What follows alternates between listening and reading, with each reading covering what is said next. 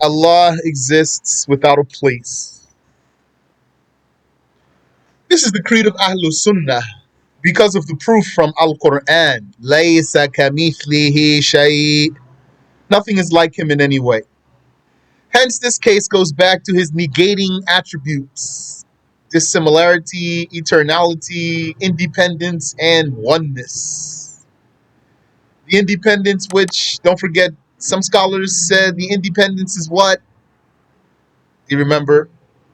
How do some scholars call the attribute of independence? 5, 4, 3, 2, 1. They said the independence is the godhood, the attribute of godhood itself. That's what As-Sanusi said. In the explanation of At-Tahawi, Abu al-Fada'il Mankubars said, they only said the 6 directions do not contain him. They contain created things because of the decisive texts and the definitive arguments. So Mankubars is commenting on Tahawi. Tahawi said, لا تحويه الجهات الست كسائر المبتدعات. The 6 directions do not contain him. They contain created things. Mankubars, he said, they. So that means not just Tahawi said it. Tahawi said what others said.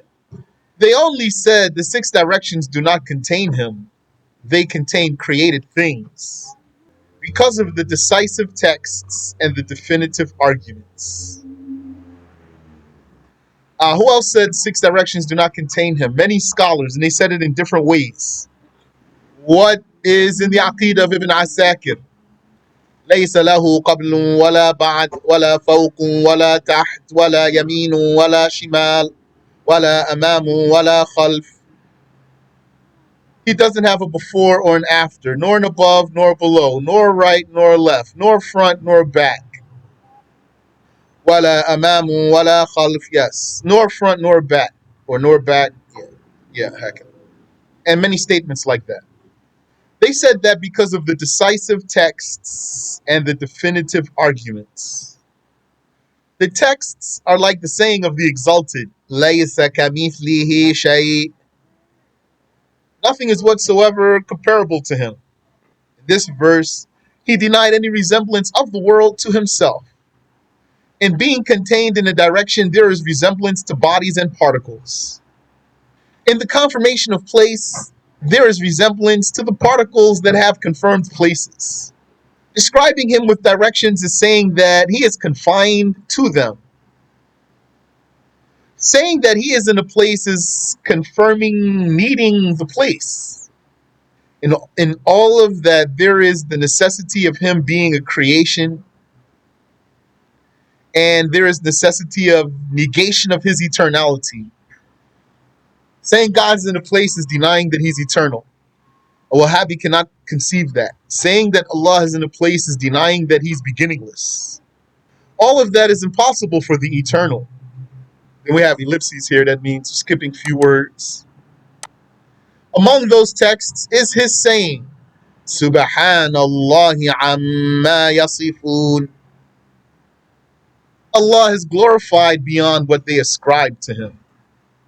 Yani, even more literally might be translated as, far is Allah from what they attribute or from what they describe. Far is he from what they describe. Thus, it is obligatory to exalt him from the attributes of the creation. It is obligatory to confirm his exaltation from that of which the creation is in need. He is exalted from whatever creations need, such as the ascription of place and direction. So, ellipses here, skipping few words. Among them is the saying of the exalted. Among the proofs, is the exalted's saying, Inna Allah la ghaniyyun 'anil 'alamin. Surely Allah is certainly needless of the creation. He confirmed independence from the entire creation for himself. Directions and places are parts of the creation. Thus, it is obligatory to confirm his exaltation and independence from the creation and from every ascription of the creatures. However, our Shaykh has an independent chapter for this in As-Siratul Mustaqim, for this chapter of Allah exists without a place. He has an independent chapter for this in As-Siratul Mustaqim and in his explanations of An-Nasafiyah and At-Tahawiyah and in other books. So in following his way, we have an independent chapter that Allah exists without a place. Or else it goes with Allah being dissimilar from the creations. And it goes with Allah being independent of the creations. And it goes with Allah being one. And it goes with Allah being eternal, exalting him from place. Wa subhanallahi wa bihamdi. The people of the truth declare what the people with blind hearts cannot comprehend. What do they declare? Allah is certainly not in a place. And certainly negating a place for him is not negating his existence. It is the judgment of the mind. And certainly connection or contact and disconnection or separation and being inside or outside are not conditions for existence. So all of this here is introduction. Connection and contact, disconnection and separation, being inside or outside. These are not conditions for existence. So, under this chapter, Allah exists without a place. I don't know why these letters are so big like this. Usually not so big. We have a section on limits, then directions, then connection and disconnection, inside and outside. So, this paragraph here is an introduction for coming topics, coming details. Some believe that Allah is in one place or direction, like up, or that he relocates from place to place. Those who said he is up said that he is on the ceiling of paradise, or above it, or that he's in the sky. Those who believe that he relocates said that he descends to the lowest sky at night, and that he comes forth with angels on resurrection day. That's what they said. And you know some of the references they have for those claims of theirs. Some of them said that he's up, and then they'll tell you the hadith of the slave girl. Some of them said he moves from place to place. They don't say like this, though. They don't say he moves from place to place. They don't say he relocates. They would say, God forbid that we say such a thing. Those who said that he's up said he's on the ceiling of paradise, or he's over it. Then they would tell you, Ar-Rahmanu ala al-arsh istawa. Or they'll tell you he's in the sky, and then they'll tell you hadith of the slave girl, or they'll tell you أَأَمِنْتُمْ مَنْ فِي السَّمَاءِ. And those who believe that he relocates, even if they don't use those words, they said he descends to the lowest sky. So they'll bring you the hadith of Nuzul. And that he comes forth with angels on resurrection day. So they'll bring you some ayat from the Quran like وَجَاءَ رَبُّكَ وَالْمَلَكُ. Some of them believe that he's in all directions. And they might bring you the ayah like an ayah that says that Allah is muhit. Well, that's coming. The first to say that Allah is everywhere was Jahm ibn Safwan, the first from the nation of Muhammad. And some believe that Allah surrounds the world from all directions. That's if someone brings you the ayah muhit. Any ayah that says that. Muhit literally means encompassing. Here's a footnote. Sheikh Abdul Razzaq, rahimahullah, he read to us that our Sheikh said about Al-Albani. Al-Albani فسر الإحاطة بالإحاطة الحسية. Al-Albani interpreted the encompassment as a physical encompassment. He interpreted the ihata that came in some ayahs as a physical encompassment. قال الله وراء هذا العالم. He said, Allah is beyond this world.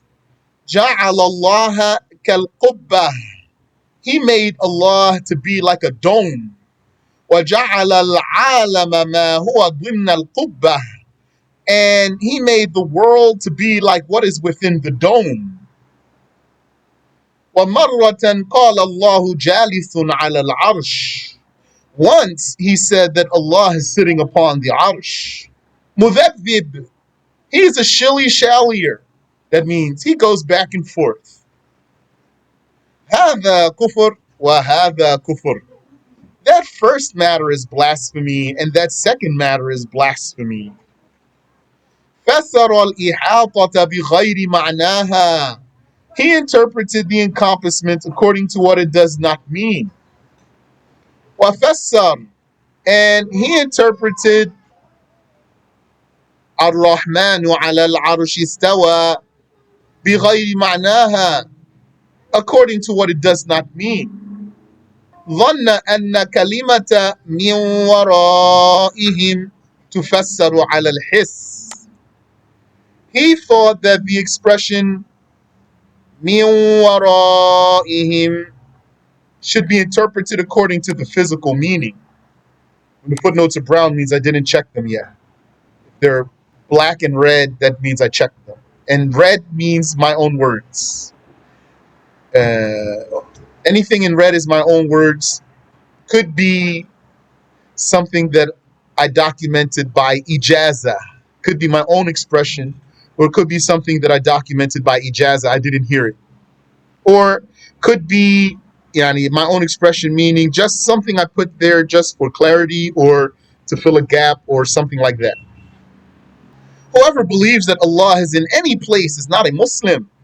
And likewise, whoever believes that he is like air or light, even if he claims to be a Muslim, he is not in a place means Allah does not touch a place or settle in one.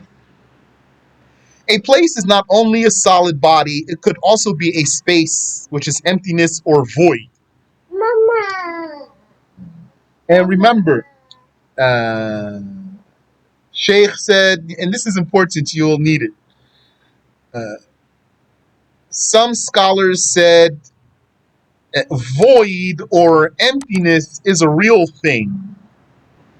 What does that mean? It means someone might ask you, is the place merely an attribute of the bodies? So according to some scholars, place is a self-existing expanse. That is, here place means space, and it means void. It is a self-existing expanse. Self-existing or self-contained. It is a self-contained expanse. Self-contained expanse means that it has its own dimensions. And then you, for example, having your own dimensions could fill some of that space. So you have your own dimensions, and then your dimensions can fill the dimensions of that self-contained space. Self-contained here means it's not in a place. That means place is not in a place, which means place is place. So it's not going to be in a place. Menkubars said, the 6 directions are created, and they are attributes of the created world. Allah the Exalted is eternal. He never ceased to be. He was, and there was no place. There was no place, moment, nor time.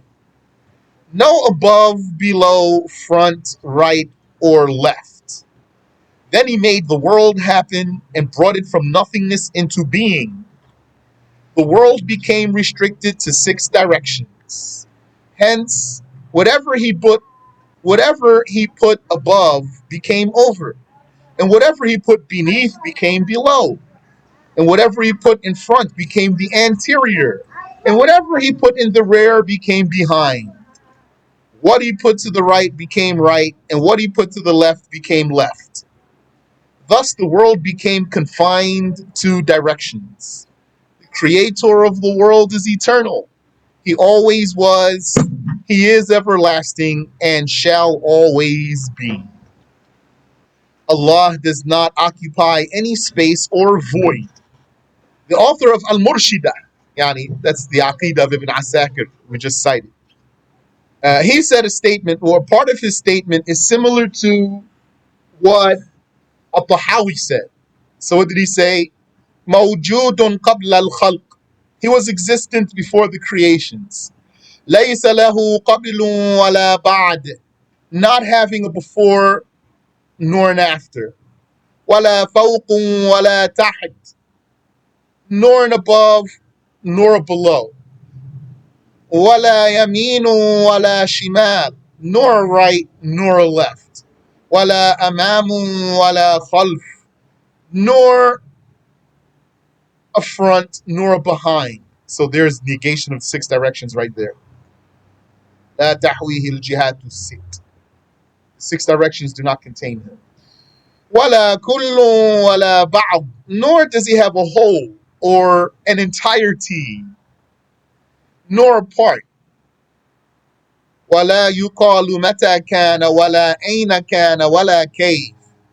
It is not said, when was he? Where was he? Or how?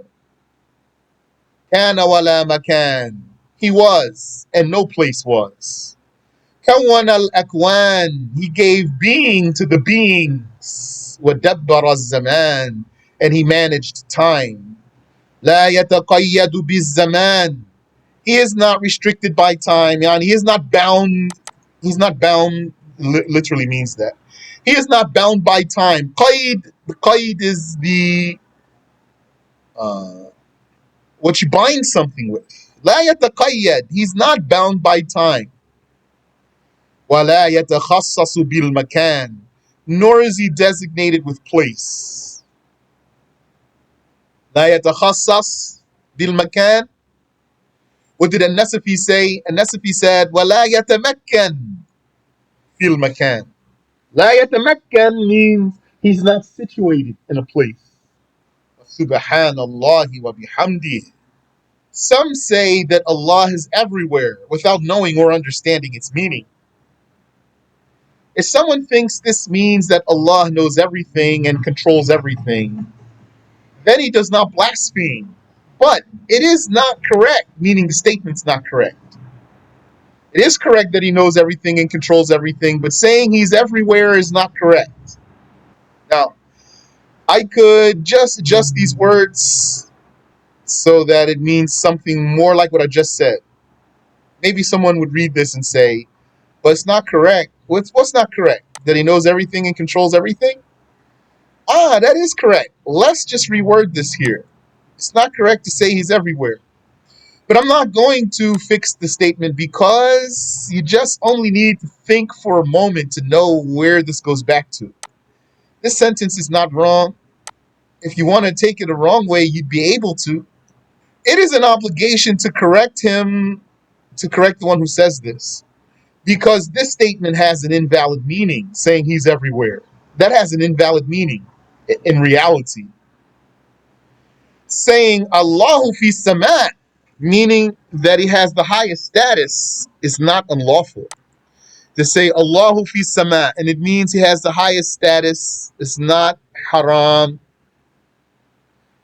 But you see right here is transcribed, it's not translated. Literal translation is Allah is in the sky. So I'm not claiming you can say that in English. I'm not claiming that. So just saying what you could say in Arabic.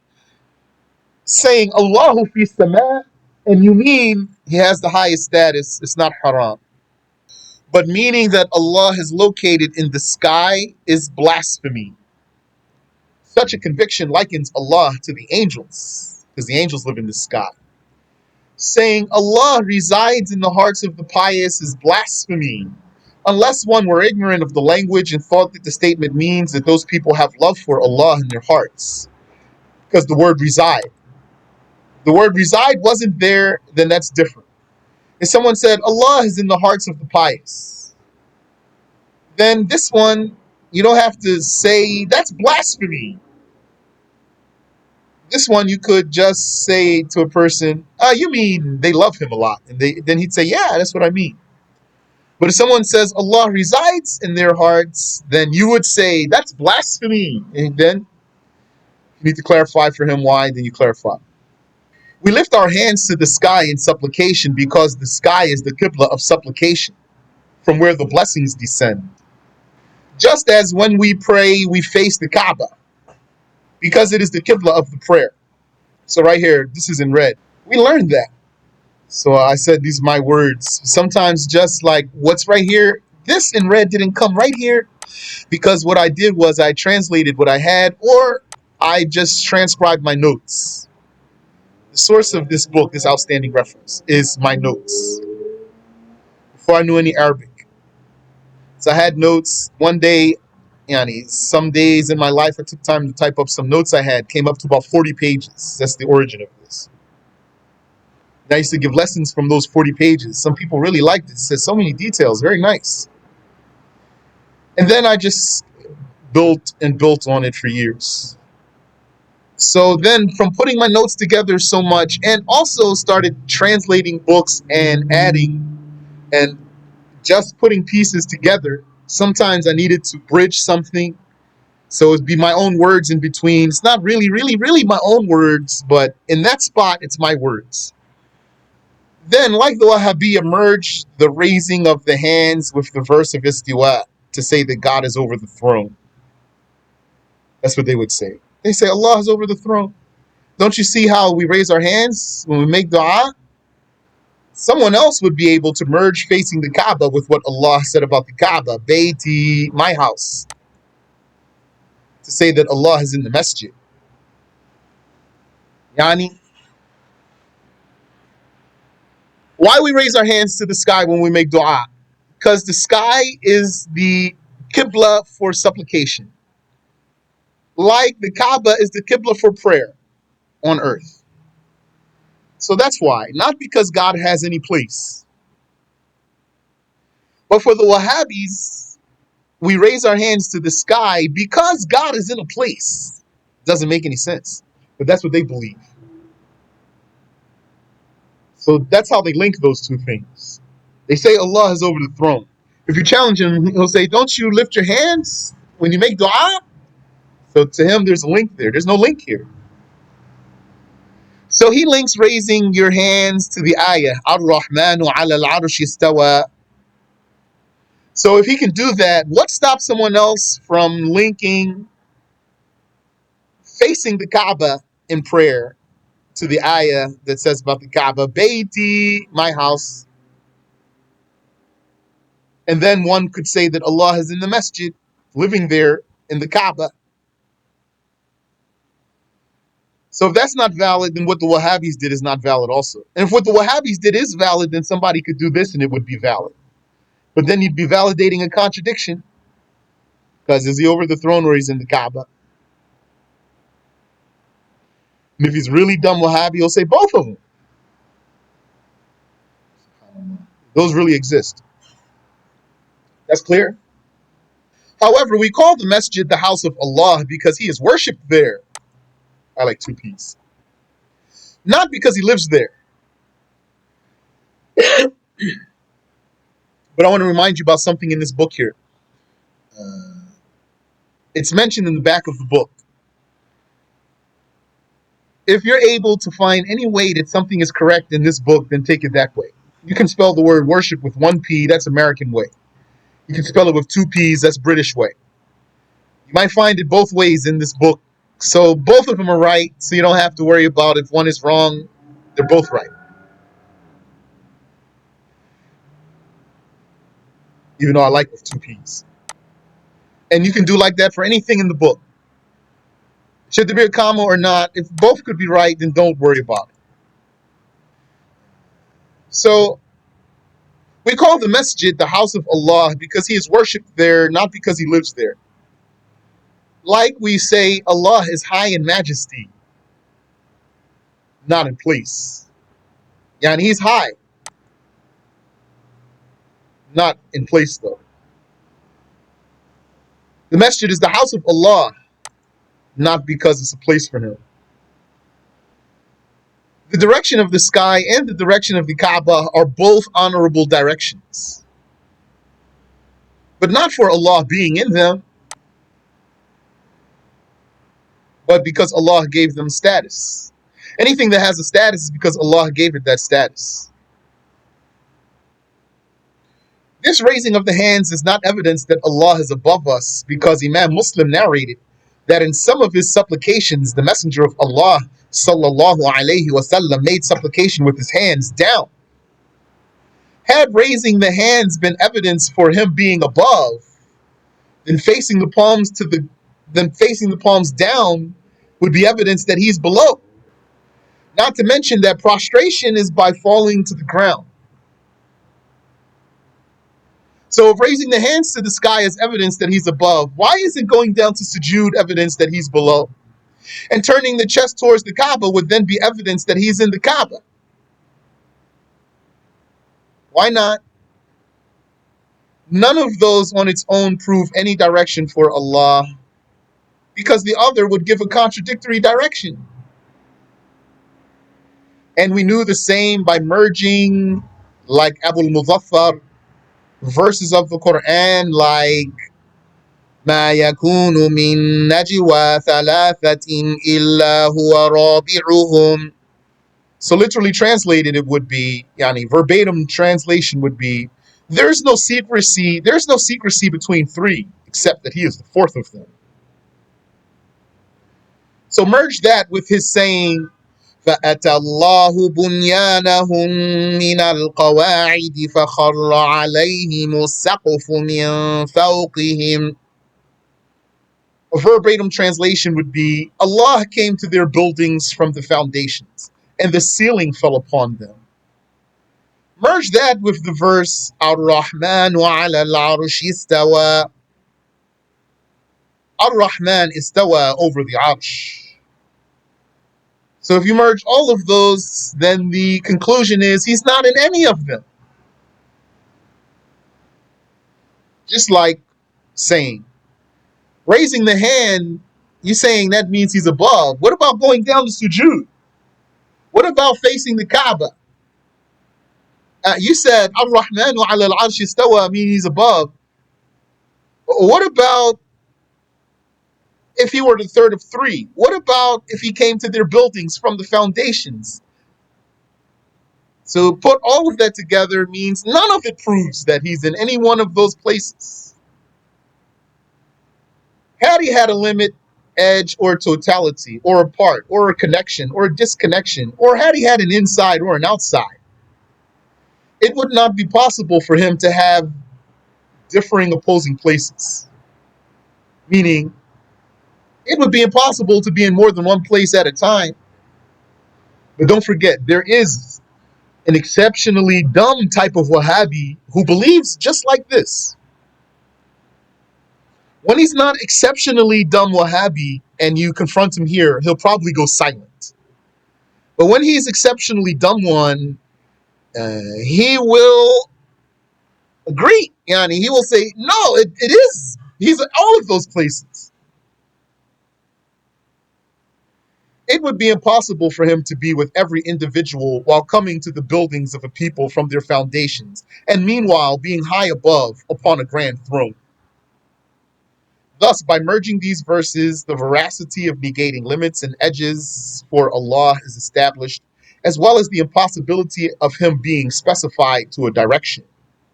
Subhanallahi wa bihamdih. Limits. The Mujassima, the corporealists, or the anthropomorphists, or the body worshippers, the personifiers of God, have confirmed limits and edges for Allah. Some confirmed limits from all six directions. Some explicitly use the term nihaya, that means end or limit or extent. But they have differed about the term mahdud, edged or limited or bordered. Those who said he has nihaya, some of them said, but we're not going to say he's mahdud. So, yani, you're just dealing with a person who's playing word games. Those mean the same thing. Some confirm it while others prohibit it despite believing in it. Yani, some of them will say, yeah, he's mahdud. He has nihaya, and he's mahdud. They confirm it. And others, they prohibit it. They say, don't say he's mahdud, although they believe he is, though. Some have confirmed the limit for Allah only from underneath, which actually necessitates that he would still be limited from all directions. It's just what they're going to admit to, according to them, is that he has one side, which is underneath only. They say that's where he comes in contact with the Arsh. And from 5 directions, he has no limit. But to say he has that limit from underneath would mean actually he has direction, he has a side from the other 5 directions. Because once you confirm one direction, you confirm the other ones. Furthermore, a limit from one direction infringes on his status of greatness, which is al-azamah. It infringes on his status of greatness. And what we mean here is to take advantage here of the double meaning that the word greatness has. Although only one of those meanings applies to Allah, because greatness can mean status, greatness of status. And greatness could mean greatness of size. Now, greatness of size is impossible to attribute to Allah. But if he had a limit, then even if he had a size, the fact that he has a limit would infringe on this greatness. Because no matter how big he would be, just for having a limit, he could have been bigger. So then, having any direction, having any side infringes on his status of greatness. He would not be the greatest. Because had he not been limited from that direction, whichever side he has, according to whoever believes he has a side, then he would have been bigger.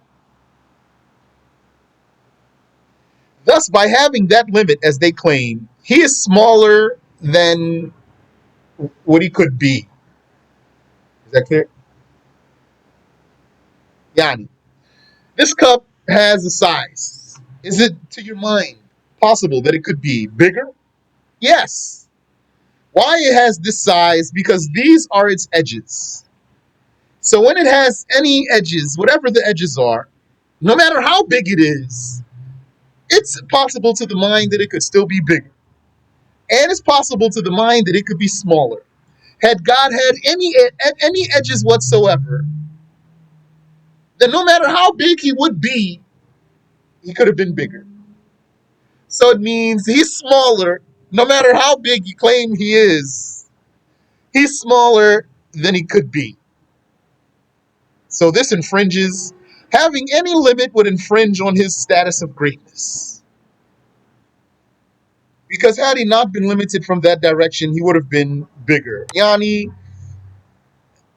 attributing the perfect greatness to Allah is by negating any size and negating any place. Thus, by having that limit, as they claim, he is smaller. It is necessary to negate smallness as an attribute of his, just as it is necessary to confirm greatness, but greatness of status, not greatness of size. What clarifies what we have said is that they have themselves said, and these are some from the past, centuries ago, we deny that he is inside the world because this ascribes smallness to him. They said had he been inside the world, he would have had to be small enough to fit in there. And this is the conviction of some Wahhabis, probably all of them, and they don't realize. Because what does Wahhabi believe? He believes that during the last third of the night, Allah himself comes down to the lowest sky. So what's he subconsciously imagining? He hasn't come to grips with his own imagination. He's subconsciously imagining that Allah came down to the sky and that the sky is around Allah. So that means he's small. Like, basically, he imagines Allah to be like an angel, for example, Or he imagines Allah to be like Superman, for example. I mean, someone with some size within the perimeters of the sky. This is blasphemy. He doesn't even realize how he attributes smallness to God in his own conviction. The sound mind necessitates that Allah be clear of places and directions, because what exists in a place is limited. Allah has not limited in existence, self, or attributes. His existence is not his existence not being limited is a negation of having a beginning or an end. Yani, that's a negation of time, having a beginning or an end. Negating having a beginning or an end is a negation of time. And negating having a beginning or an end is a negation of place. Both time and place have beginnings and ends. His self not having a limit is a negation of any edge or direction. So it means he's not a person. He's not a figure. And his attributes are not limited, not in themselves, because they are eternal and everlasting. And they are confirmed for a limitless self without an edge. His attributes don't have any limit because his attributes are for his own unlimited self. His self, his being is without an edge and without a boundary and without a location. So his attributes then are not limited and they're not pieces or parts. And if those attributes pertain to anything, if they relate to anything, then they have no limit in their pertinence. Therefore, there is no limit of what is known to him. His knowledge pertains to what is known. His sight pertains to what is seen. His hearing pertains to what is heard. His speech pertains to what is told. If any of his attributes pertain to anything, then there's no limit to the pertinence of this attribute. So that's why we say he knows everything known. He sees everything seen. He hears everything heard. And his speech is eternal. In eternity, he was an informer and a teller. He was a teller and an informer and a speaker in eternity. And the possibilities that are subject to his power are limitless. And there is no limit to that about which he speaks. On the contrary, the particle has a limited existence and a limited self. It has a beginning. Yani, it has a beginning in time and place. And it could possibly end the particle, which is the atom. And it occupies a limited space, so it's limited. And the quality, any quality of any property, any quality or property of these particles have a limited existence and a limited self and a limited pertinence. It has a beginning, like the color. And some qualities don't even last for 2 single moments, like motion. Because when you move your hand, that's one motion after another motion after another motion. Each motion is lasting only for one moment, one single moment, followed by another, followed by another, followed by another. So that's really a series of motions. So motion doesn't even last for 2 moments. Rather, it's one movement with its own moment, followed by another movement with its own moment. So it's definitely limited. And equality itself does not spread to 2 areas. Like your color is not going to leave your hand and then go somewhere. Or else it wouldn't just merely be a quality. It would actually be a body that could move from place to place. Equality itself does not spread to 2 areas, and it does not pertain to more than one mahal, more than one site. Negating limits and edges for Allah is the negation of connection and disconnection. and it's the negation of being parallel to things. Here, being parallel means just being across. So that doesn't pertain to Allah tabaraka wa ta'ala. Negating limits and edges for Allah is a negation of His being parallel to anything. Because of the impossibility of size and body ascribed to Him. Rather, His self is great in status. Thus, Allah is clear of motion, stillness, coming, going, being in a place. He's clear of direction or disconnection or closeness and farness by distance. He's clear of meeting and separation, size, mass, body, image, containment, quantity, regions, sides, and directions, because they all necessitate limits and edges. So we'll stop there. Any question? Yeah, Sheikh, I had a question. Yes. You know, when you mentioned the definition of place, is that a different definition to those who say that place is a sifa, or is that the same thing? It's not the same thing. Because sifa doesn't have its own standing. According to the So then when definition they I gave define, you, place has its own standing. so would they consider then the places as being ajsam? A body could be a place. Okay. A body could be a place. And how did the ones that said it's a sifa, what did they define? How did they define the word place? This space is occupied by volume. What's the difference between the two definitions?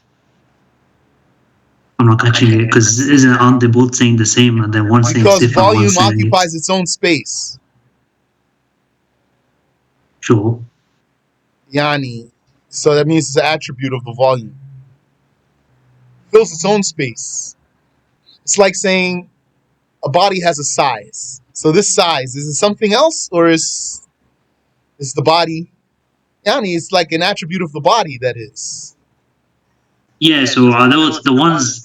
Are those the ones that are saying that makan is sifa? They're saying it is the size of the body itself. I haven't heard it worded this way.